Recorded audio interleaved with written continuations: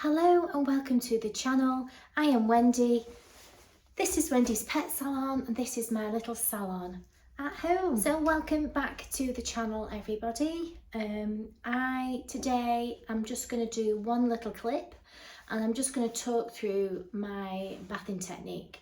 And what I'm going to do is I'm going to bath Ted and I'm going to do a voiceover and explain better my technique. So Ted is a cavapoo. Ted, come here, sweetie. I've been doing Ted since he was a puppy. Come here, gorgeous. Don't escape. Whoa. Oh, you just smell beautiful. Oh, here's Ted. And he comes every 6 to 8 weeks. And his owners are amazing at bathing and drying and grooming him. They do have their own blasters and brushes and combs and stuff, and they keep him knot free.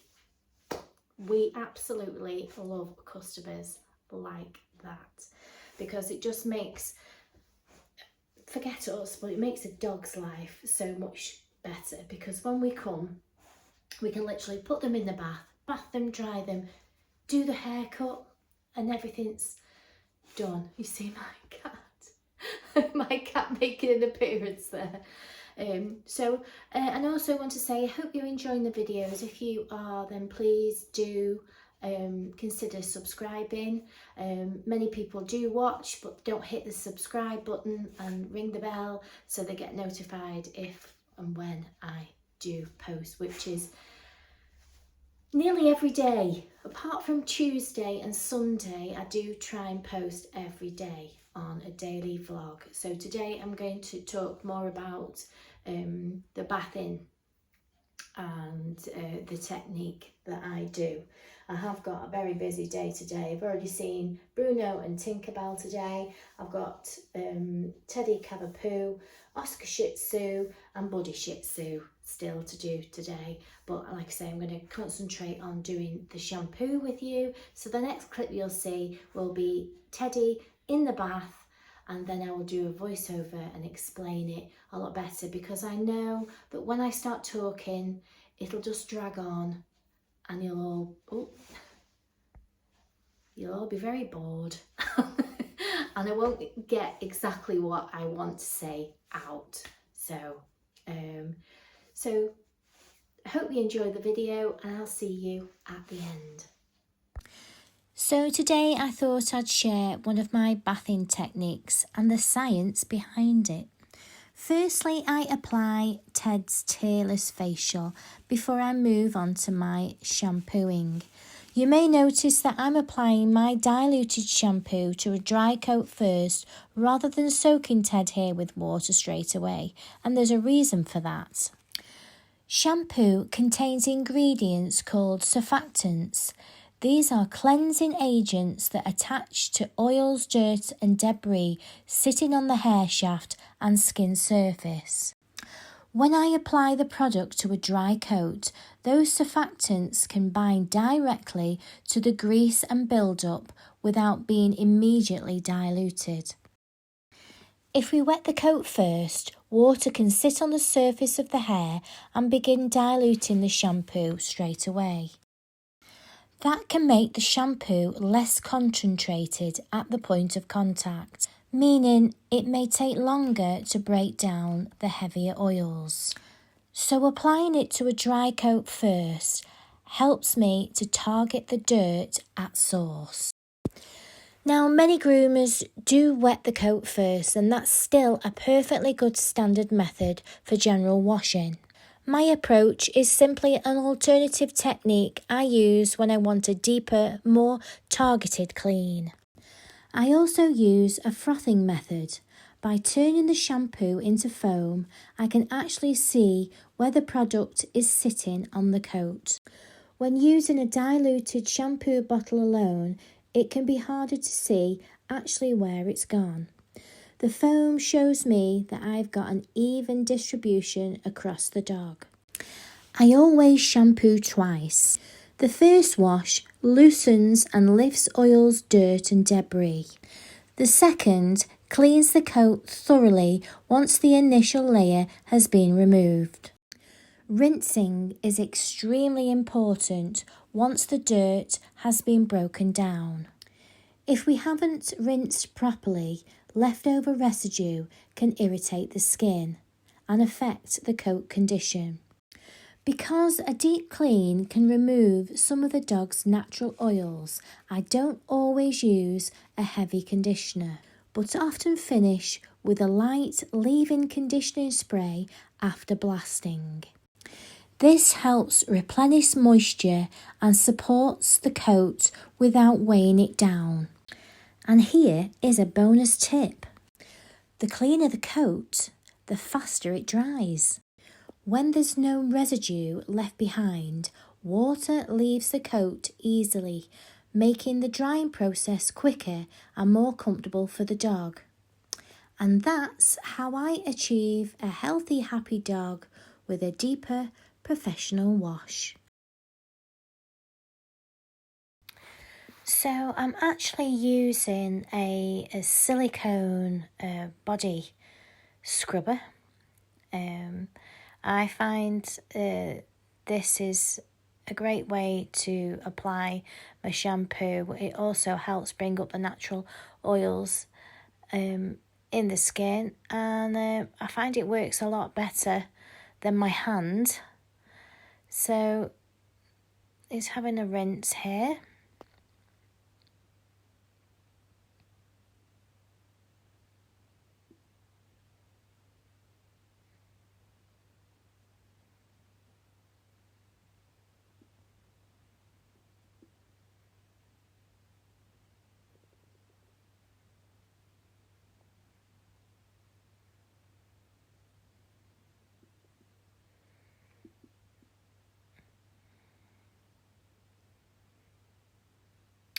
What I've done there is the leftover shampoo in the bottom of the tub there, I've just whisked back up to make a second foam. Just giving him a little bit of an extra rinse. And then I'm going to apply the second foam.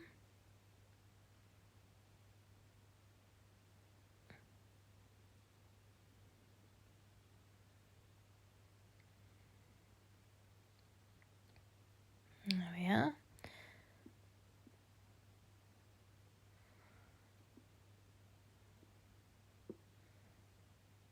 And I really do like to give them a really thorough scrub and a massage.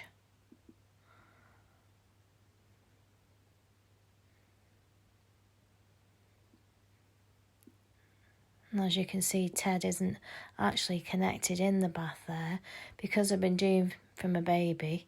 He is so sensible. He's so used to having his hair washed and being pampered that he's not even attempting to get out of the bath. He even turns when I asked him to, most of the time.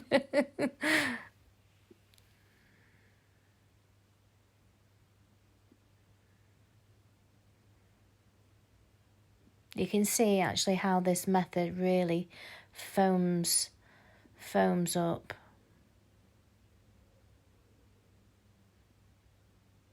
And what I actually like to do on my last wash is to comb through with the tangle teaser.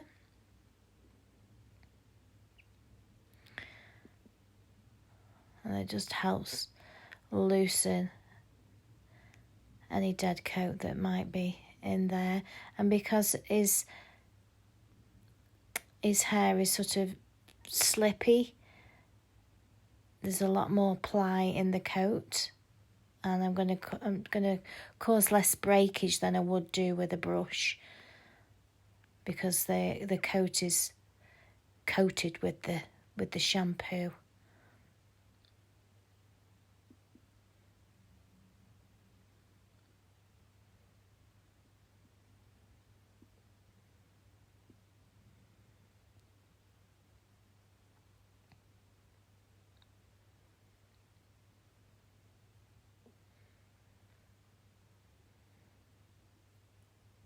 Shake, shake, shake.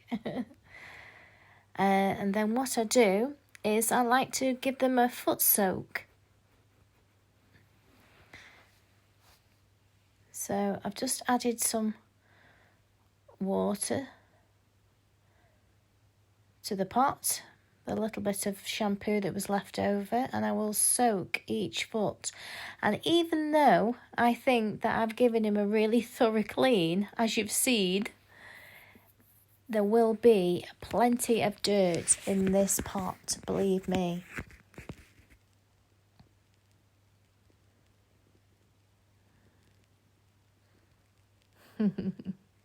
He is absolutely adorable.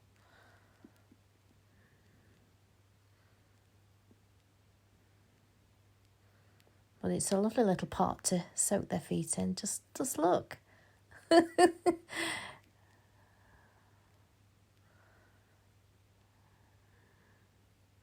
Even though I think I've given them a really good scrub,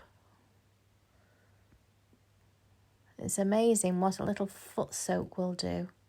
And it's still getting loads out. Last foot.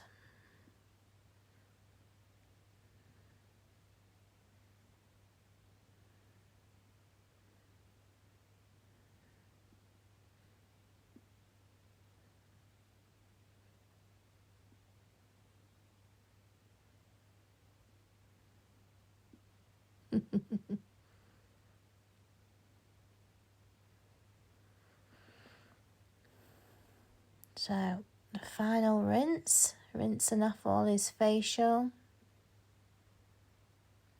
I try and block his ears as much as I can.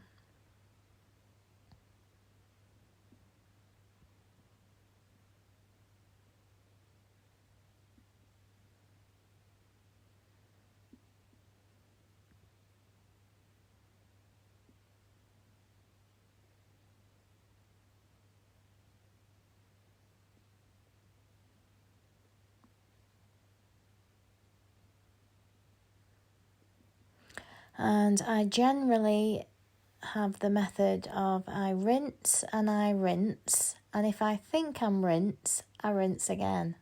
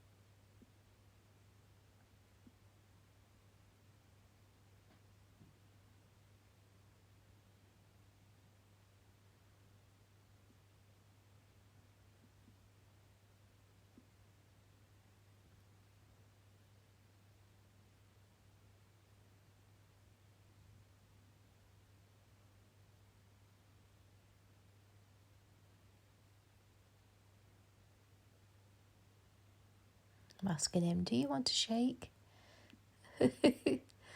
Sometimes you give him a little blow in the ear, they'll shake, but he doesn't want to. So he's having his happy hoodie on.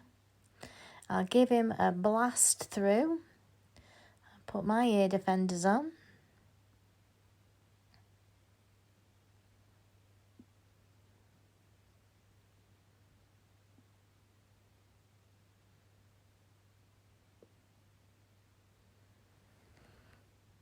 And this is just so that when I move him over to the other table, he's not soaking wet. He's very used to this because his mum and dad also give him a blast when they've given him a wash at home. They have a blaster.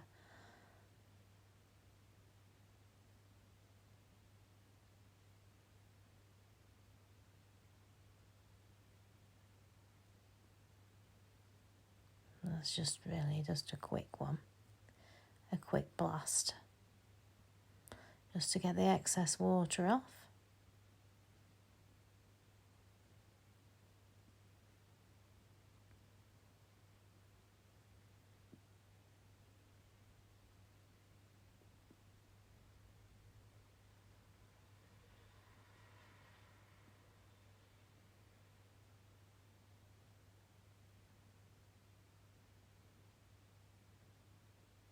And then I'll give him a spray with some light conditioning, leave-in conditioner.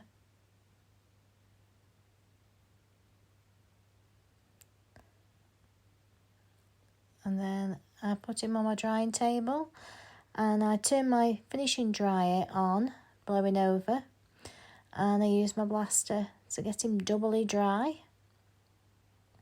And you'll notice that I use a towel in my hand, which helps collect the water that's been blasted off. Because what you can find is that you'll dry one side, turn him over, and then you'll dry the other side, and you're literally blowing water onto the side that you've dried. So I like to have a towel in my hand so that it helps pick off the excess water and also protects my hand. And here he is, all finished. Ready. And Ta-da. now he's all trimmed. I got a treat for you. Beautiful. You want a treat? He's so cute. Good boy. Let's put you on the floor. Ooh, beautiful. And he never ever takes a treat, but I always ask. No. Thanks for watching. I'll see you on the next one.